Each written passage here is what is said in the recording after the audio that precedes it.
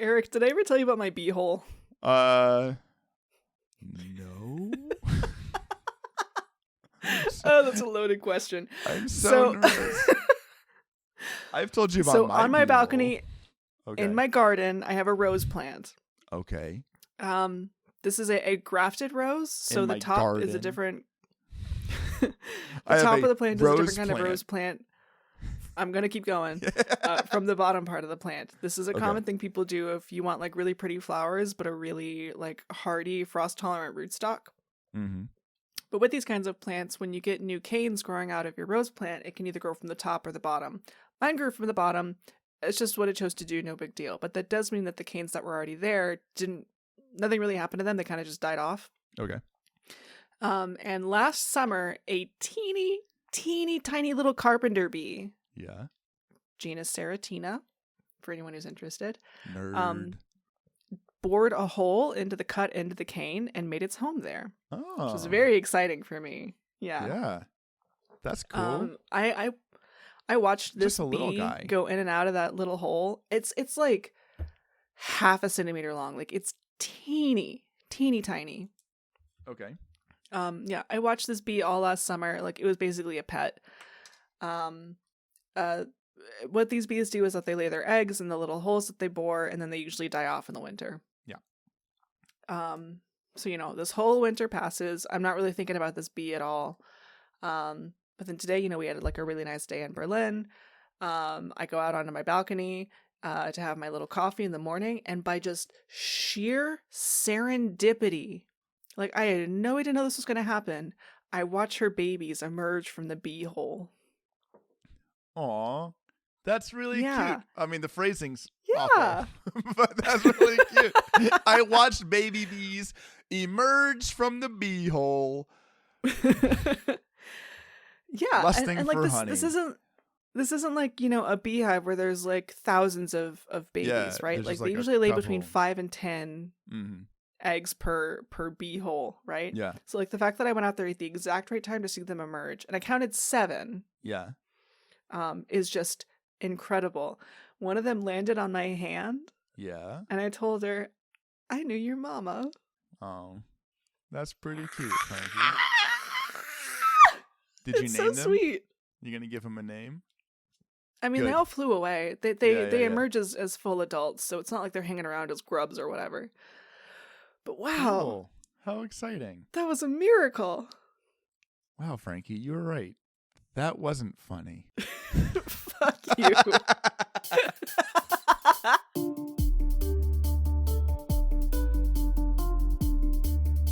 Polydactyl.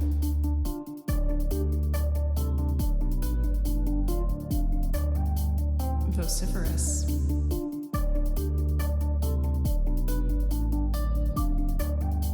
Bombastic.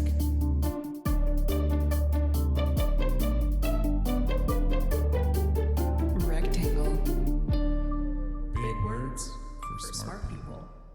Hey y'all, this is Big Words for Smart People, the only podcast that makes dumb guys smarter and smart guys more smarter. I'm Frankie, and my pronouns are they, them. I'm Eric, and my pronouns are he, him. Hi, It's- Eric. Hi, Frankie. It's Word Wednesday. It's Word Wednesday. Hi, Eric. It's Word Hi, Wednesday. Eric. It's Word Wednesday. Happy Word Wednesday. Happy Word Do you have a Wednesday. word? Do you have a word? I don't. I don't. Oh my I God. do. I'm just copying you. I would have ended the episode right there. Just close Kept it. that up, man. We'll post the whole thing, and it'll be a 5-minute long cold open intro song. Flat stop. Next episode. Roll it. Never put out If another you ever pull episode. this shit again, Well, if you ever pull Frankie, this again, I will kill you. I did it for a reason. Okay.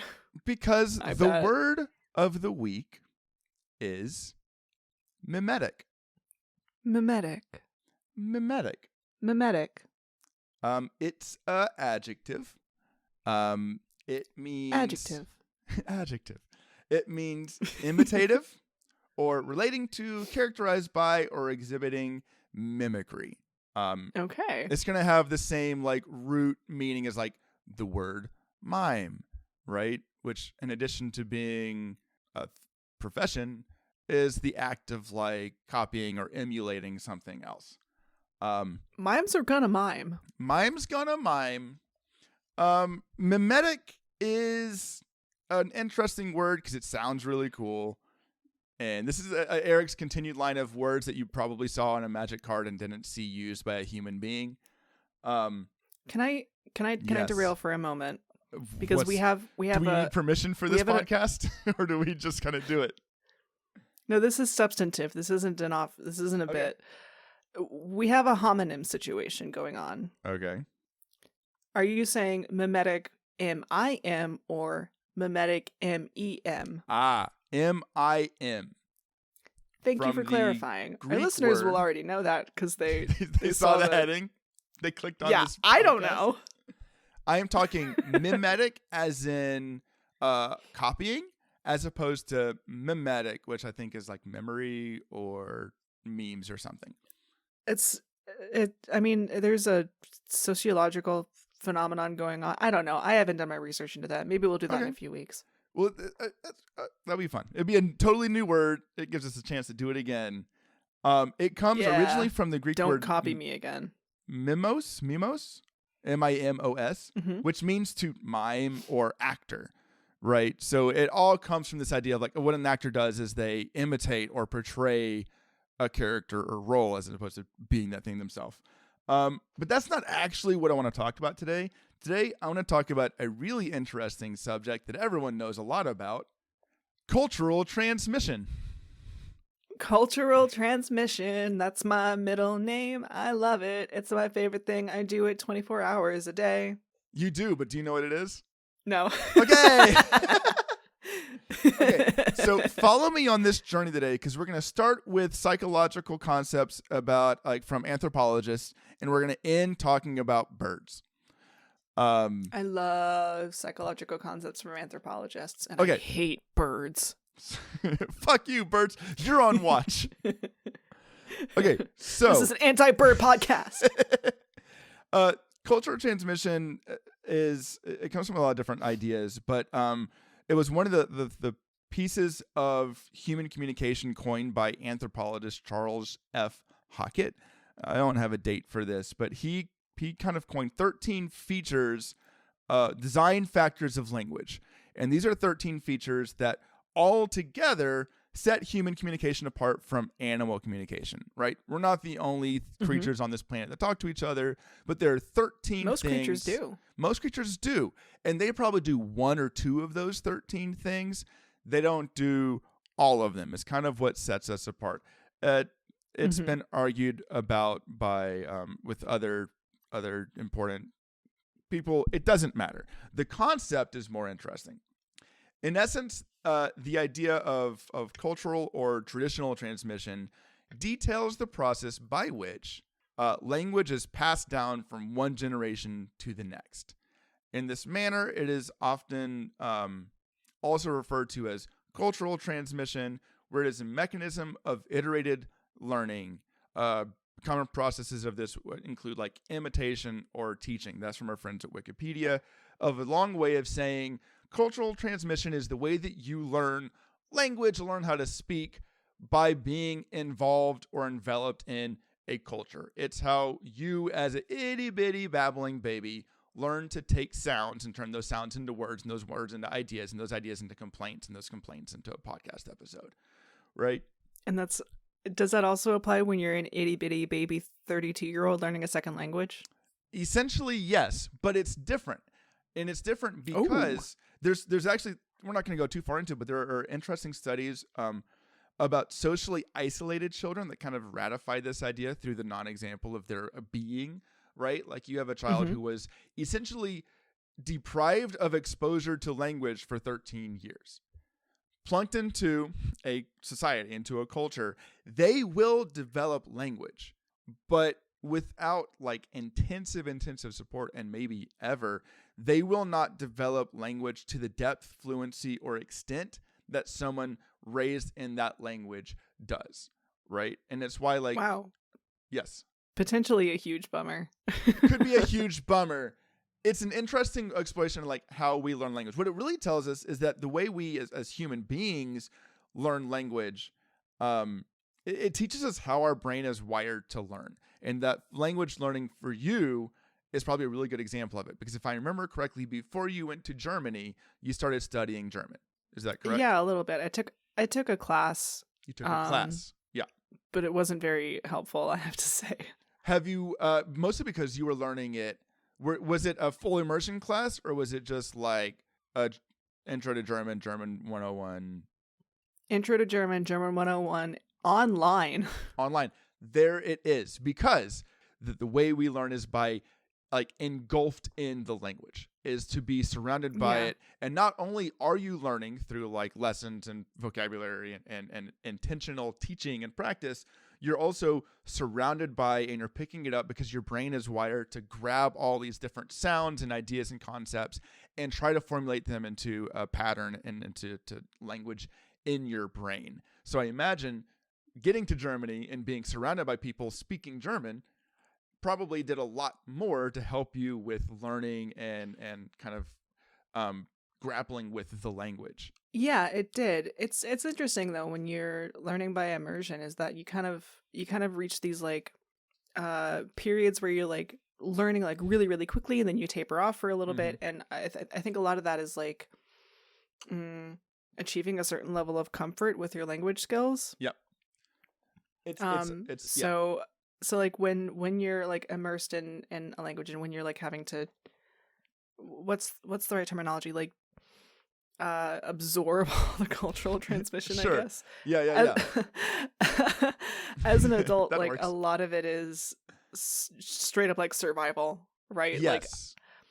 Like I need to do X, and to do X, I need to do it in German, so I need to babble and sound like an idiot, which is hard to do as an adult. We talked a long time ago. I think we talked about automaticity. That's a part of it as well. I think I'm not a neural. This is a big banner saying that I'm not a neuroscientist. But also like the way at your age, your brain is no longer making new brain parts. It's just rewiring connections that you've already got. Yeah, and they're degrading at an alarming degrading. rate. It's terrifying. It's a problem. And the problem is that you can chewed on by all of my Pokemon knowledge that says, I was like, you don't even know how to say library in German. You need to know what level Squirtle evolves. If you show me a Pokemon ability, I can tell you which Pokemon it belongs to. For sure. The parts of my brain that aren't like taken up by Pokemon knowledge are being like rapidly like chewed away by weed. Like it's not good. It's coming from both ends, man. It's like but that's why full immersion schools are really good for like young kids like that K5 age, because they're still building brain parts, still building dendricles or whatever they're called, dendrites. That's not it either. It's one of those. There's a myelin sheath, and there is a myelin sheath. I don't know anything about brains, but I do know that the way we as humans learn most is by talking and by learning and by practicing and being surrounded by it. It's why it's so difficult for kids when they go to like college and they sit in a classroom and they no longer are getting that immersive experience. They're getting talked at by some septuagenarian who's spent too much time inside his own office. And then they don't learn anything and they go, well, college is stupid, I didn't learn anything. It's because they're not learning in a way that our brains are wired to learn. This is a whole different tangent, but I think it's interesting. So how does that connect then? Like I said, birds. So what does that mean? We've got this idea of cultural transmission. How does this connect? Traditional transmission as a design feature is also significant in that it purports that while some aspects of language could possibly be inborn, the human race crucially acquire their language ability from other speakers. It's not like the argument here is that you're not born with the ability to speak. You get it from other people speaking around you. It is an inherently social experience being able to talk, which is distinct from many animal communication systems because most animals are born with innate knowledge and skills necessary for survival. For example. Yeah, a cat. Yeah, go ahead. Cats just know how to do that thing where they lift their leg really high up in the air, do chicken leg style. They just know how to do that. They also know you don't need mama. You just know. when another cat's ears lay down flat. They know like the cues for anger or interest. Another example is honeybees are born knowing how to waggle dance. Like, bees talk by dancing. Cool. There is not a bee dance class. They just know how to dance, right? But there are exceptions. So that's what I want to talk about because this is what's interesting to me. We're going to take a trip over to Australia. Yeah, Australia. Frankie, I'm going to talk about a bird in Australia. Do you know what bird I'm going to talk about? I have a guess. You can say it, and if it's wrong, I'll cut it. I'm not going to cut it. Is it the myna bird? No, it's the lyrebird. Oh, the lyrebird. Oh, those sound crazy. Lyrebirds are dope. There's two varieties of lyrebird in Australia. We're going to mostly talk about the superb lyrebird, which is the best name for an animal.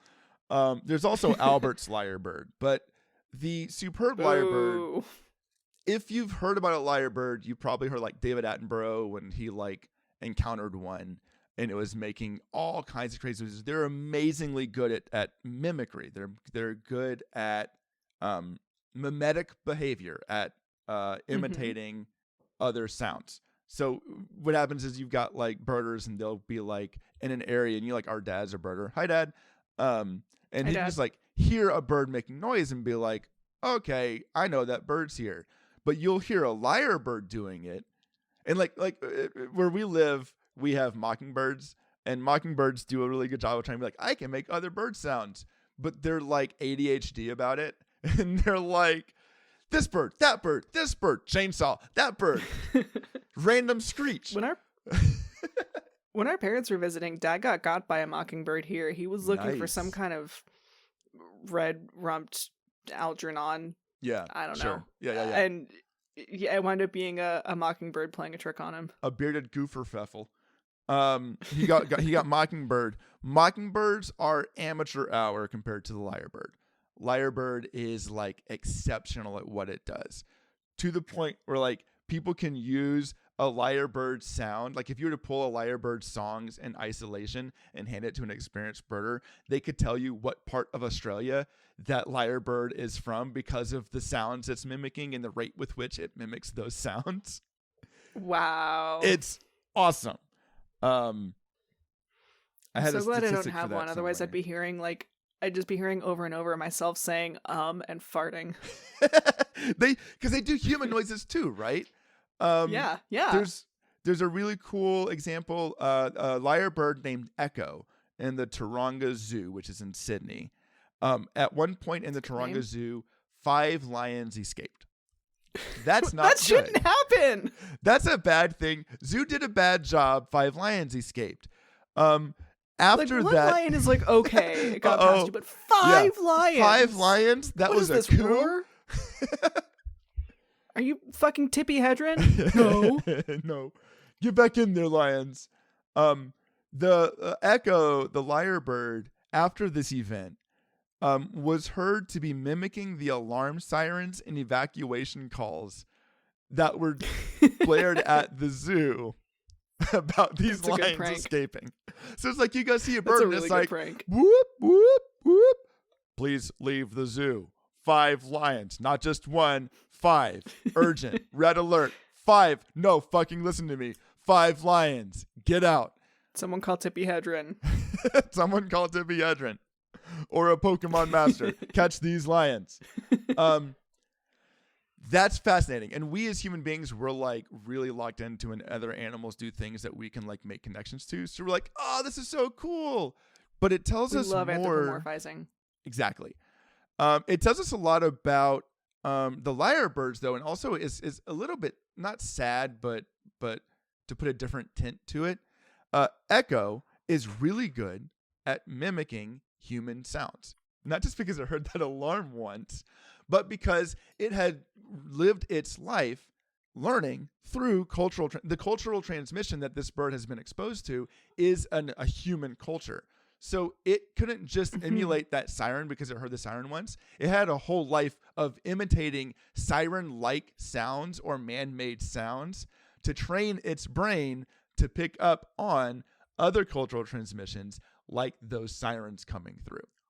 Which is That's does really that make interesting. sense? Which is really interesting. Yeah, so So that separates it from something like cats meowing at humans because they know that we don't pick up on cat body language. Mm-hmm. Exactly. It was essentially going like, my brain is trained to tune in to the other songs around me made by other birds, probably other lyrebirds, but it's not surrounded by other lyrebirds. So instead, those mental pathways are picking up on the sounds, the input that it's getting. And the input it's getting is police sirens. It's getting humans talking. It's getting phones ringing and alarms being made and like buzzing sounds. And so that's what it's picking up. That's what its brain is trying to emulate. So if it gets a new one, now it grabs it. Same thing with picking up like human speech.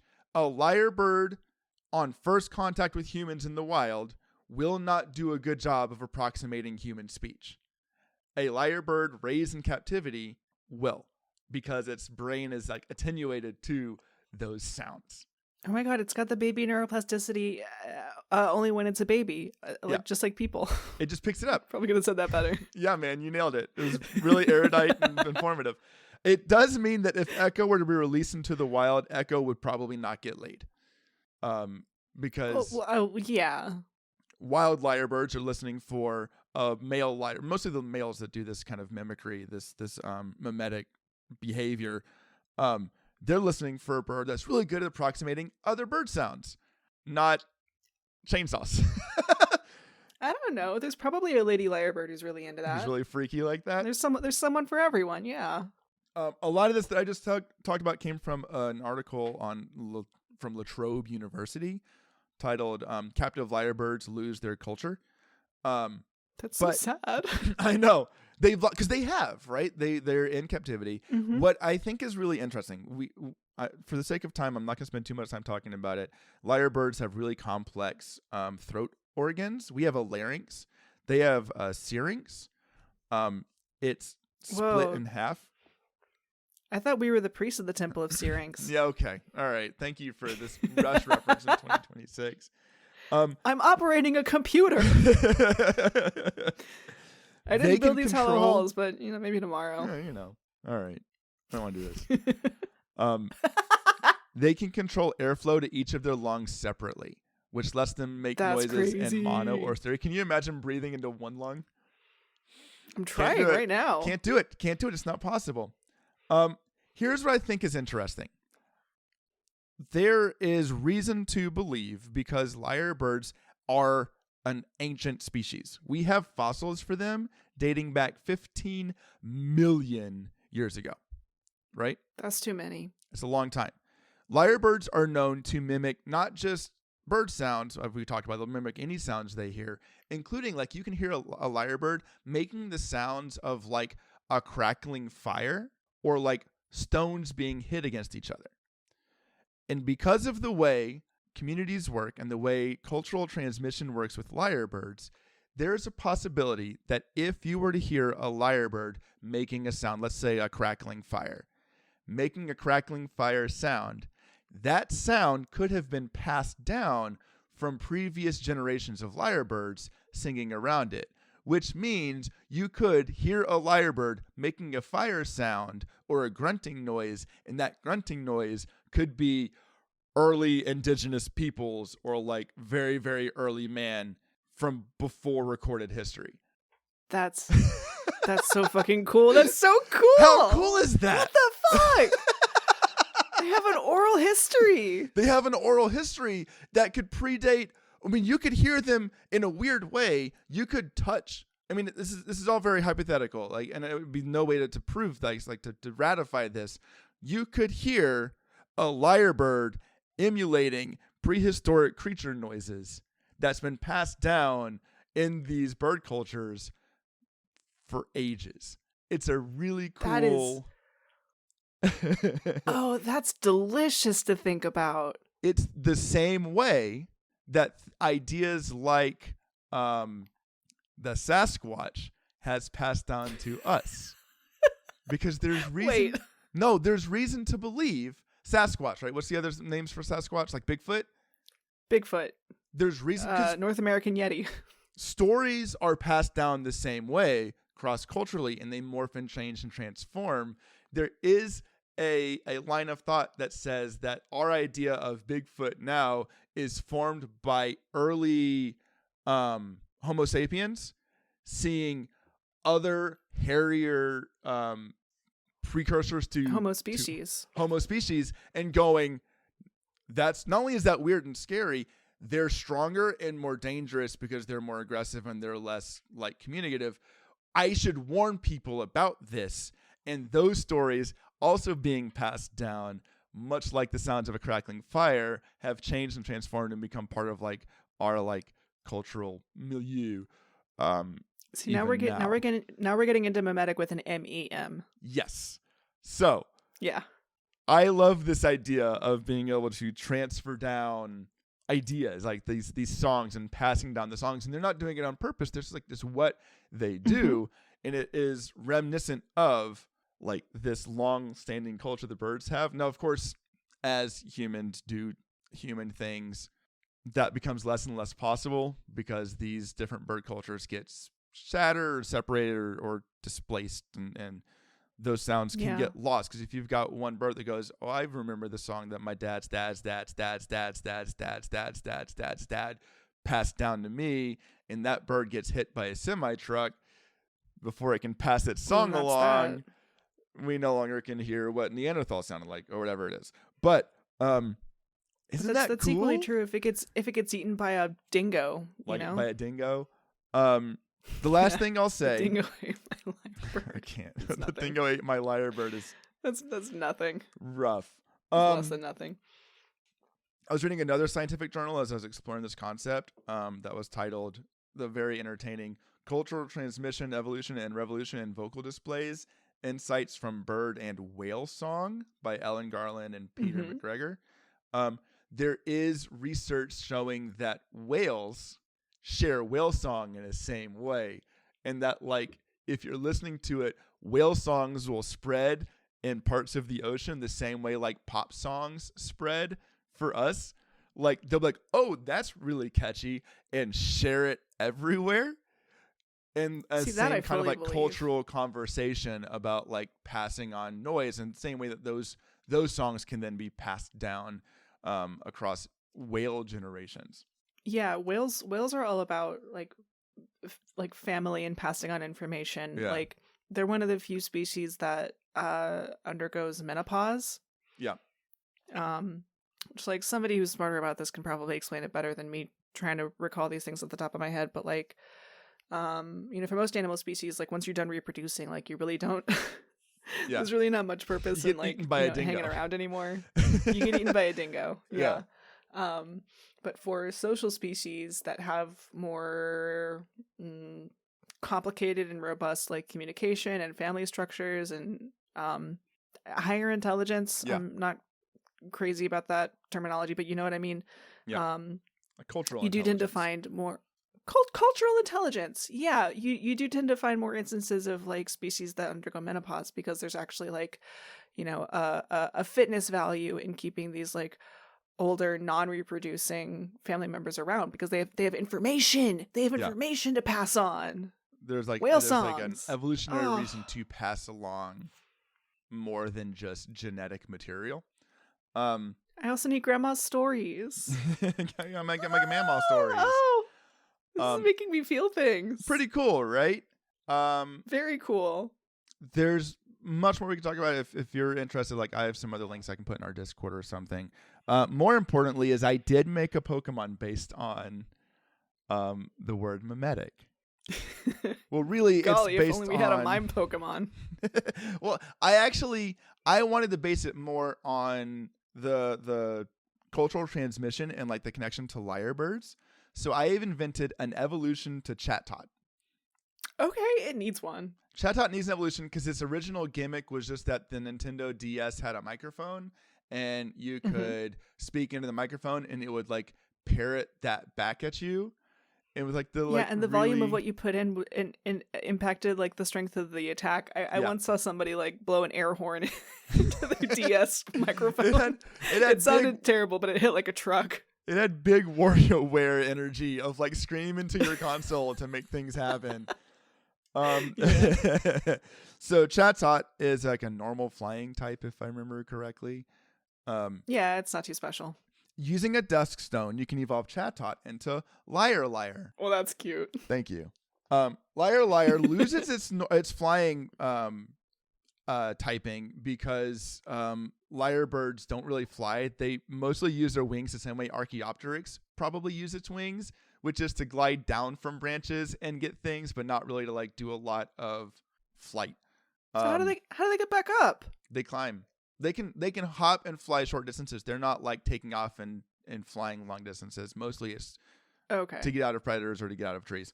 So it's a dark type Pokemon. This Pokemon is an expert at mimicking the sounds and voices that it hears. A mischievous bird, the Liarlyre takes pride in tricking trainers and other Pokemon by making it sound like they said things they would never say. Oh, that's devious. I love that. Pretty good, That's right? great. Thank you. Very good.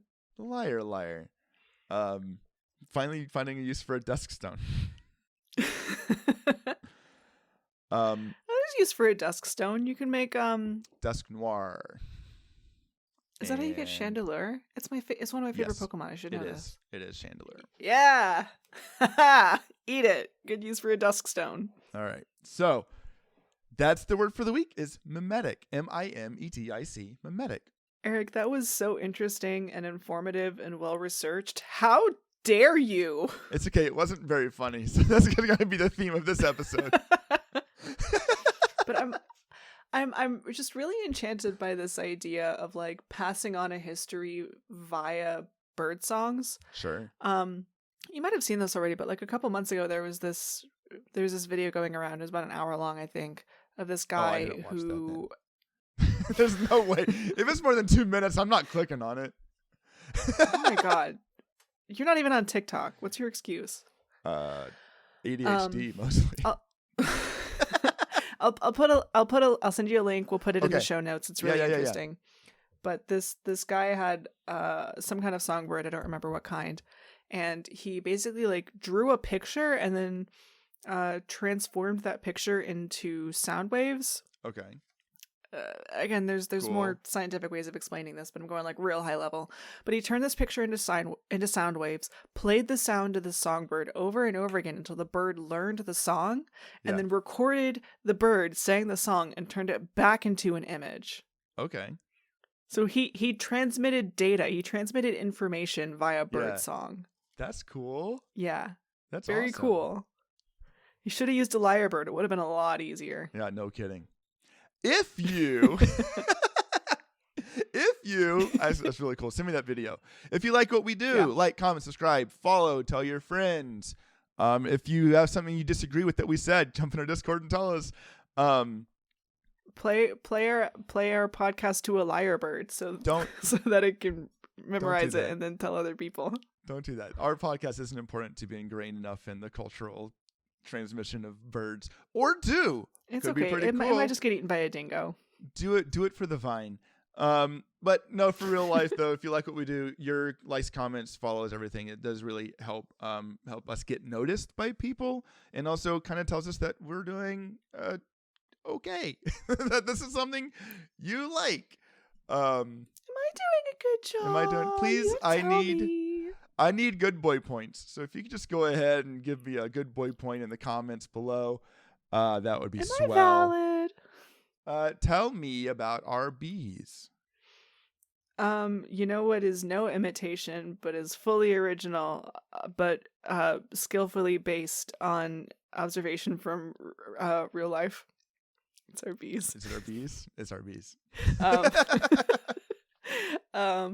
Our bees did not emerge from a bee hole. They were made by lava salmon. You can find more from her in the show notes. Bee hole.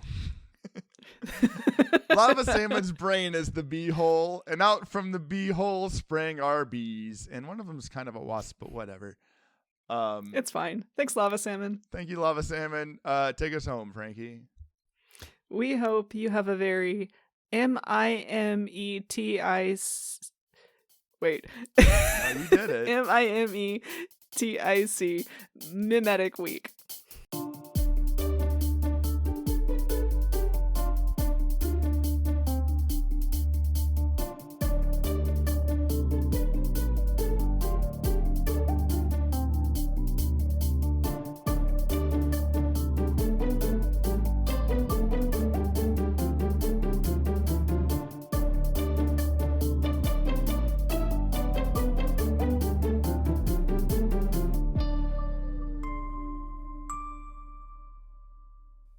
And now, the worst noise Frankie has made on this podcast so far.